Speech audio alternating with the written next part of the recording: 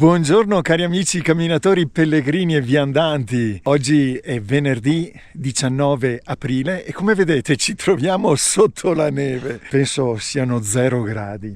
Con Fabio siamo saliti oggi sopra Sospirolo, le creste che uniscono il Monte Sperone al Monte Susin. Qui vedete alle mie spalle la croce del Monte Susin, 1482 metri.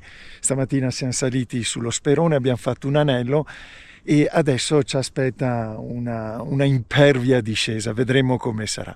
Comunque un gran panorama, nonostante il meteo, la neve, le nuvole basse. Vedete dietro di me la Valbelluna, meravigliosa. Qua Fabio, cos'è quello? C'è il lago del Nis, caro Dario, guarda, dove la settimana scorsa siamo saliti al Nusieda. Al Nusieda e si vedono i Monti del Sole. Dietro invece il gruppo del Pizzocco, ancora innevato e con tante nuvole. Davvero una giornata ricca di soddisfazione. Adesso cominciamo a scendere, vi documenteremo anche la discesa che non sarà certamente facile. Siamo attrezzati anche per la discesa. Per la discesa, per la neve. Ragazzi, continuate a seguirci. Ciao, un abbraccio. Ciao!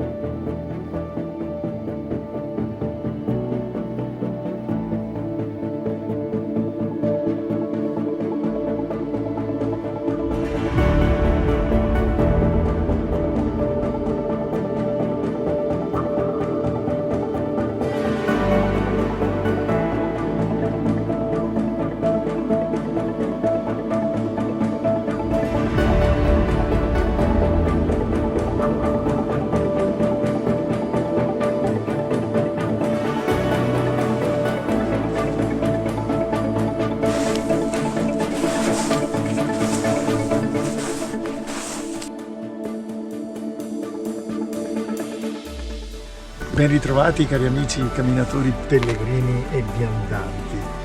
L'escursione di oggi è stata piuttosto difficile, non lunga ma impegnativa. Abbiamo parcheggiato appena sopra Susin. Susin è una frazione di Sospirolo e da qui siamo saliti per questo sentiero fino a Costa Peramula. Qui attraverso il bosco, così seguendo una labile traccia, siamo saliti al Monte Sperone, non senza difficoltà. Dal Monte Sperone siamo scesi a Pradel, Forcella de Pradel, e qui invece di salire a Col dei Doff, così siamo scesi e siamo risaliti. E quindi siamo entrati in quello che è l'anello arancione, il sentiero cosiddetto delle creste. è piuttosto impegnativo e siamo arrivati alla croce di Susin. Dalla croce di Susin siamo scesi, volevamo visitare la croce Visentini, ma lo faremo probabilmente in un altro anello. Siamo scesi al bus del Fornel e Troi della Padovana, Staol del Doro e di nuovo il Parquet. Comunque sentiero impegnativo, ma merita. Peccato per la giornata, per le nuvole. Comunque penso che le immagini esprimeranno al meglio la bellezza e la realtà selvaggia di questi. Alla prossima, cari amici, e grazie a Fabio.